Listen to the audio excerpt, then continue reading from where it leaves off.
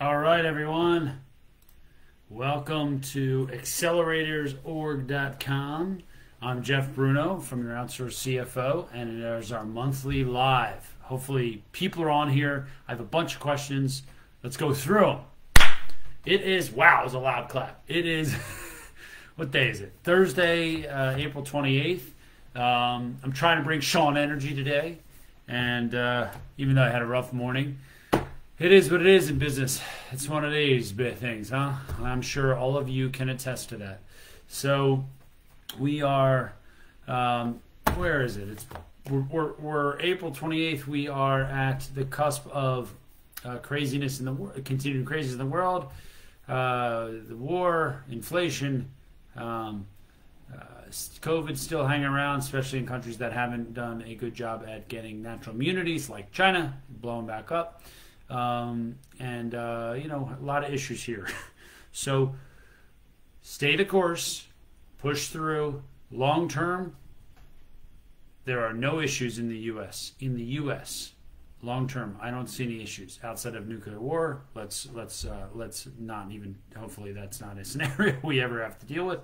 But I think all these macro pressures are still short term. They will subside. They will improve.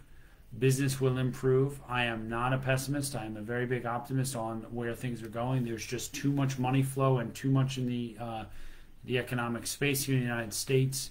That said, we do have to get inflation under control, so be careful, a little tightening of your belts on some things, and make sure, as an owner, even of a small business, you have enough cash to ride through some of this. Always have enough cash. Otherwise, you could lose your business. So be very careful. All right. Let's jump into the questions. So first question is from Liliana Bratton from Gracious Grooming. She says, should I take out another loan to fund the new location and set up equipment? Business description. I'm opening a new location to move from our current pet grooming salon. Our current location has building maintenance issues and can no longer suit our client volume. The new location's monthly lease rate is triple what I'm paying now. It has been very difficult to find a location that even allows pet grooming. So, Liliana, I have the perfect financial answer for you. It is this simple. Ready? Now, here's what you do. Take exactly what you do. You take all of the costs. So you take your increase in the rent in your fixed costs of the new location. So whatever that is, take that number. Okay? Take the increased cost of whatever the equipment will be. Now, if you're buying some with cash, include that full cost spread over a year. Okay, so if you have to buy $10,000 or $12,000 of equipment, that's assume $1,000 of per month you would have to pay for that equipment. What the monthly rent is spread over obviously a year. Okay, do this all in a year's calculation. Improvements, other things you have to buy. Now, if you're going to finance that equipment, okay, figure out what the cost is that equipment is being repaid over that time period of financing. So if it's 5 years, which is typical with financing or leases, so you would look at 5 years. So if you're buying $30,000 of equipment over 5 years, it might be $7,000 a year of payments. $7,000 a year for equipment. Rent is $40,000, and you have $13,000 of other stuff you're buying, right? So let's just assume that's the scenario. So about $50,000, roughly. $60,000 in the year of increase. So let's go with 50, make the numbers easy. Let's say it's $50,000 a year in increases. What is your contribution margin? What I mean by that is, after you bring in a dog for grooming, you charge, I don't know what it is, let's say $100 to do a grooming thing with the dog. After all of the variable costs that go into your grooming, now all of them, meaning transportation if you have to transport them. The actual groomer cost, that's variable. The products used for doing that dog, give a percentage of the product's actual usage that you're going to do on the dog to assess the cost of that. All of that is your variable cost. So if you have $100, it's all the time of the people, the transportation, and the materials used to groom the dog. Set up cost structures for that. So for $100, what is your net contribution margin on that? So let's say it's $50. Let's say it's all of those costs added up are $50 on $100. Okay? So, and I'm just making assumptions here because I don't know all of these prices and costs, but let's assume for the moment it's 100. Your increase in costs for the year are $50,000. So you have to divide that number into your contribution margin percentage. So in this case, it's 50%. So you take 50,000 and divide it by 50%. That is $100,000. So now you have your projection. You need to do $100,000 in new sales to cover your expansion. Otherwise, if you don't, that's your break even. If you don't, you will make no more profit. You hear me? You will make no more profit.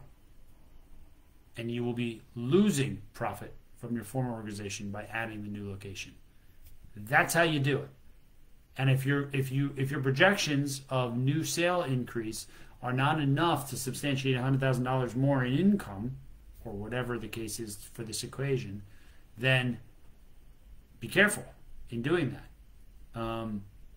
Or take the risk and say, maybe year one you're not going to get there, but by 18 months or by year two, you'll absolutely be there. I mean, the world would have to explode for you not to be there. So that's how you do it. That's the financial side. And good luck. Let me know. Send me a note or something, or throw up a chat. Let me know how it goes. So, next one. So this is from Douglas McGirt. Douglas asks, how to set up a courier system with cash. I run a medical supply business where we buy unused product from the end consumer and get it back into the hands of pharmacies. Hospitals and wholesalers who get it into the hands of diabetics in need. Locally, I purchase these items with cash from the customers, which leaves me doing a lot of the pickups instead of working on my business because I can't figure out how to hire or trust people to handle cash. I've already dealt with 2 different issues of theft around this. But if I could solve this chokeout, I could easily increase my revenue by $200K in a single year. Oh, okay, Douglas, this is ridiculous. I mean, like, if that's your limitation, you got to find a way around it. There are so many tech scenarios out there. So, I mean, like, come on. I mean, this is stupid, but I went to a conference recently, and I brought this with me. Popple, okay? So I'm not saying this is your solution, but I bought this card with me, and I'm not paid by this company, by the way.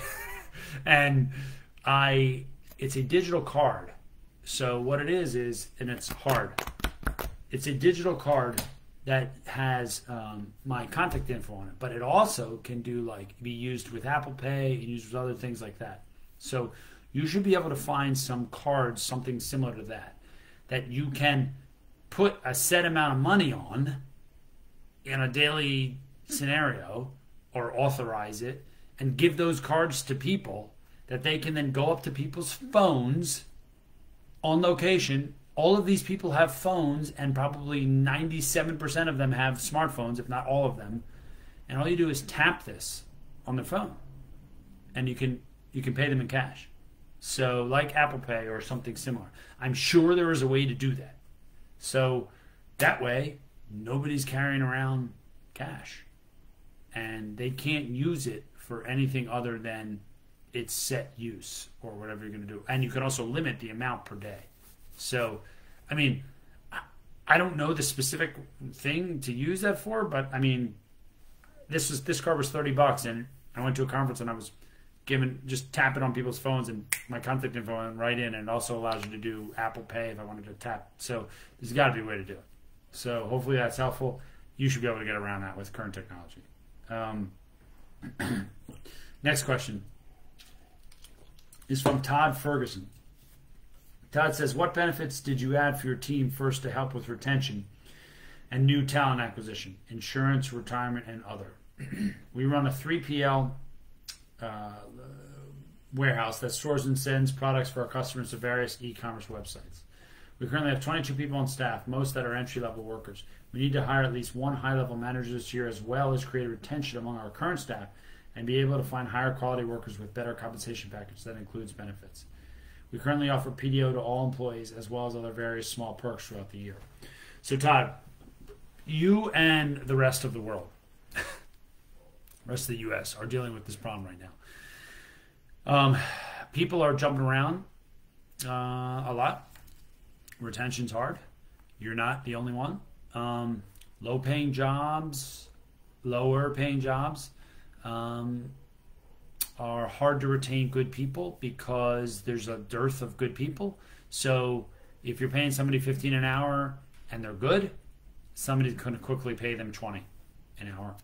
And the question is, can you compete at that level? So that's the number one thing, is the hourly or the salary component is really, really competitive. So you can add benefits, but I honestly feel that salary is the biggest thing for most people to stay with you. So, if you could always do a 401k, or a simple IRA or something. They're pretty low cost these days. There are online options for that. I don't think a retirement plan for this type of staff, if they're lower paid, is a huge incentive because they're most likely living closer to their income, at least in the beginning. So they're probably not going to put a lot away from retirement. So not so sure on that one. Now, obviously medical is helpful, and I would say a group disability and or group life policy is good too, especially if they have other people they're caring for. So if they were to get in trouble with something, that's beneficial. But again, I don't think it moves the needle a ton. So I think having good PTO policies and, giving them enough time off is important. That's our modern workforce. I mean, it's crazy. It is what it is. But I think really it comes down to salary.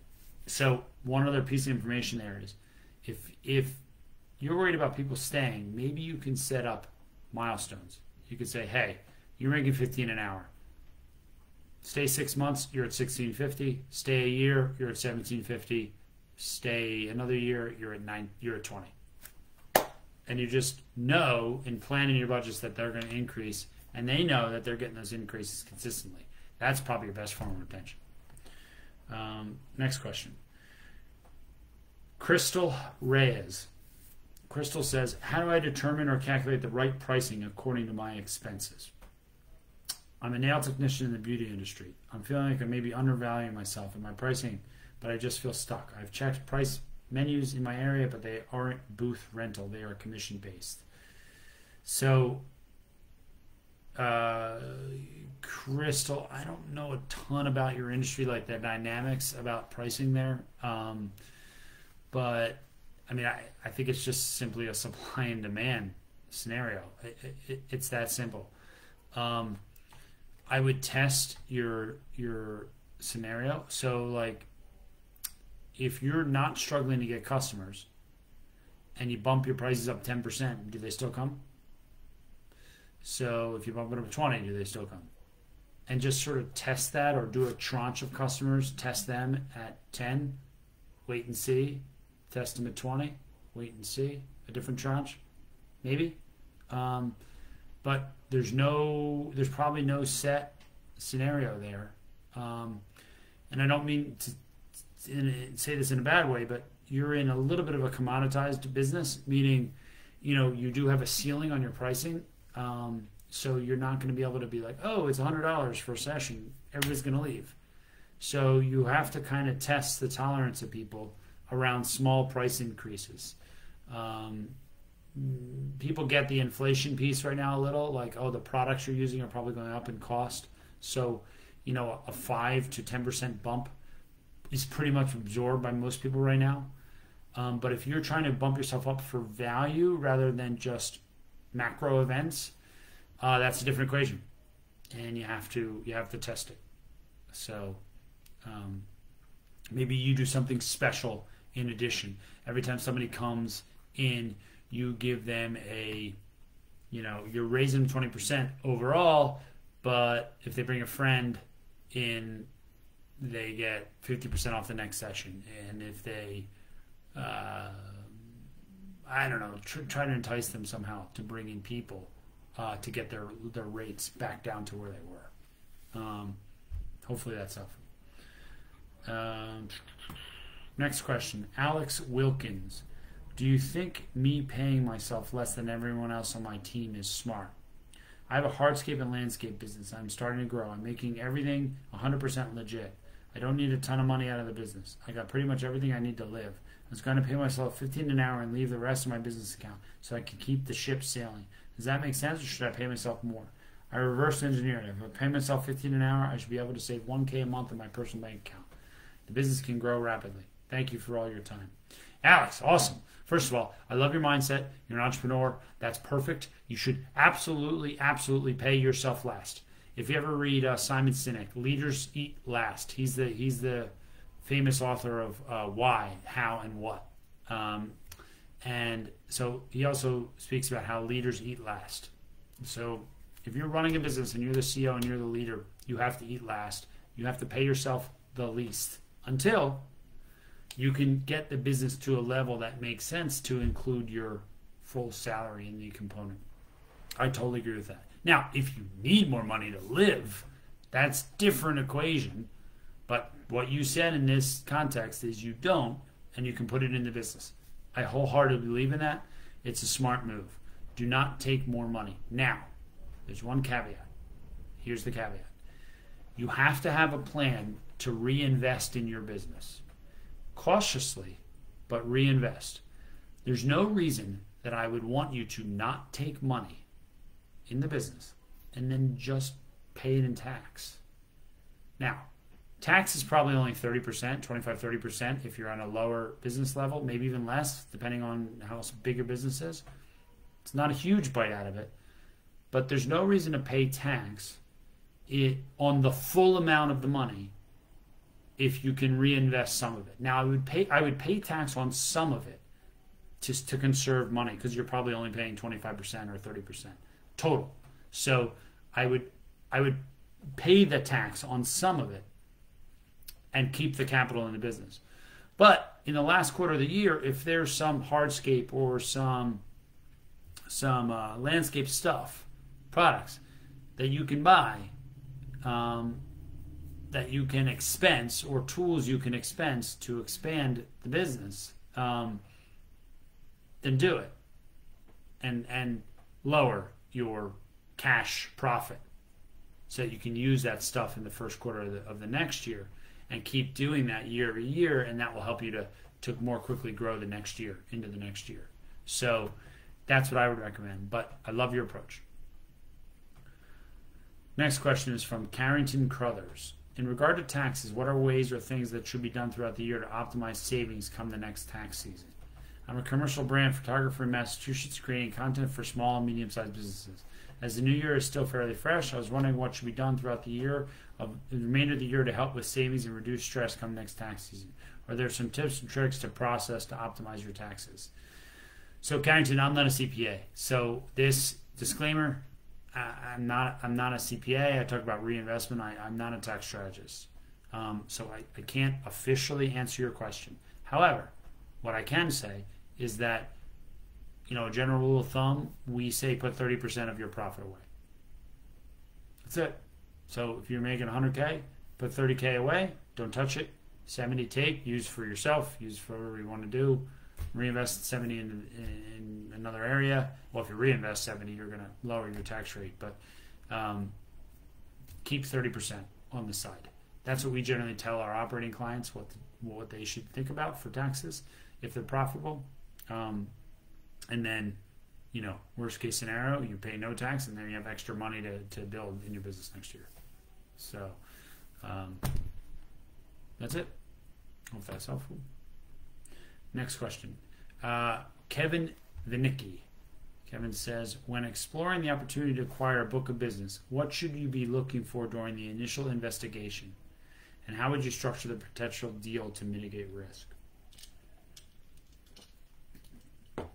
I've been approached by a similar business to see if I was interested in working together or purchasing a book of business for bookkeeping clients. The current owner purchased this book of business previously and has since been hired full-time by one of the clients. Oh, this would be a nice addition if done correctly. I'm looking for insight on how to handle this process and how to best protect myself. My biggest fear is that clients will want to leave at their second acquisition transition, and I potentially have overpaid or made a bad deal. So, Kevin, yes, that is a definite risk, is a second transition. People tend to get anxious with consistent moving things like that. So that's tricky. So some of the ways to structure this, depending on what the guy wants to do. Now he has I think you mentioned he has a full-time job, so he probably wants to get out of this pretty quickly. So that's to your advantage if I'm reading that right. So if that's the case, you might say to that person, look, I don't know what's going to come over and who's going to transition comfortably over in this scenario, but I am willing to pay you X for this book of business. But I'm only going to pay you 20 or 30% up front for the book of business. And I'm going to pay you 70% over the balance of the year. And then just line up the clients and say, you, current owner, tell me who you think is going to transition over. Okay, we think boom, boom, boom, boom is going to transition over. Okay, now you got the value of what you're willing to pay for. And then say, okay, if these are going to transition over and stay, I need them all to stay for a year. If they don't, I'm going to cut into the 70% that I owe you of the deal that we just valued. So I will, and look, even if it's my fault as the new owner of the bookkeeping business, I can't take that risk. So are you willing to do that? And the former owner hopefully will say, yes, that's great. And maybe it's to his or her advantage to help facilitate that as they're with their new job, just by calling and saying, hey, I have confidence in this guy, he's great. So do that and spread it. You can even do monthly, maybe even at certain points, like as they stay, you could say, as they stay, I'll give you 1/12 of the 70 so that you get to the whole year, then you give them the whole amount or something like that. So you can structure it as sort of as like an earn out. And then if they don't stay past a year, then that's your problem. Meaning you didn't manage them well and they just were fed up with the work product. That is not a transition issue at that point. So good luck. Next and final question is from Selena Medina. She says, how do I ask for a raise in my day job? I work in a very niche position. There are very few people in my industry that do what I do. I'm a compliance and education manager for a tattoo ink company. These products are coming into heavy regulations in recent years, and people who know the territory are in short supply. I also wear many hats for the company. Based on our industry, replacing me could be expensive, if even capable. I've never had the ability to negotiate when it comes to money, and I'm not sure where to start. I'm not from the corporate world. I'm a tattoo artist who landed here trying to keep people in business with safe products for tattooing. What are strategies I can use to increase my salary, benefits, or otherwise, and how would you recommend I go about doing it? I'm very hard worker, and I do believe my company appreciates me. My salary increases have been typically COLA, increases like 4%, and it's not keeping me happy. Selena, that's great. So if you know how the business works, if you really want to be savvy and you know how the business works, maybe you know how many clients you touch on a monthly basis, or like what your work is doing to help save money for the client or something like that. And I'm not saying you're not going to know the books of the business per se, But if you know that you're touching $250,000 of revenue in the company, and you're responsible for making sure that that's all under compliance and so on, and that's running well. A typical scenario for 250,000 revenue for a company would be that their costs are around 75 to 125,000, in that range, and they want to make 250. That's about what it is for a sort of a well-run, efficient organization. So that's essentially a 2 multiplier or greater on that labor. So what that means is they probably have enough room for cost in there of 75 to 125. So if you're making 50, for example, they might say, well, we have another 25 in cost that we have to do because of the ink and the other things we have to do relating to those customers. However, your work, you could say, yeah, but really, I feel like the cost could go as high as 100. So I really would like to ask for a 25K increase in my salary because I'm really effectively running that much revenue for you. I'm basically making you $150,000. Is that feasible? Is that something that you would seem as amenable? And I'm happy to stay here at that level. Or I'd love 4% increases quarterly for the next 2 years, or something like that, to keep me locked in and motivated. Is that something you can entertain? If you can't entertain a one-time increase, and just go at it. But the more you put reasoning behind your ask, and it's not just, hey, I feel undervalued because it's a tight industry. It's more about, hey, I know you need me. I'm being realistic here. I'm underpaid because of this, this, and this, or I'm underpaid because I know what other people like me are making, and present an argument. So you obviously have to do some research. Don't just go in there hat in hand, hey, can I have a raise? Then it's justified. Now, if they fire you, then you can really have a case against them. They can't fire you, but they could say, no, we can't increase you, and then you can decide you want to quit and go find another job. So I don't think you have much to lose there. I would go for it. So hopefully you can get it. Sounds like that's a neat industry you're in, and your talents. So, and helping people with that type of quality work. So awesome. Love it.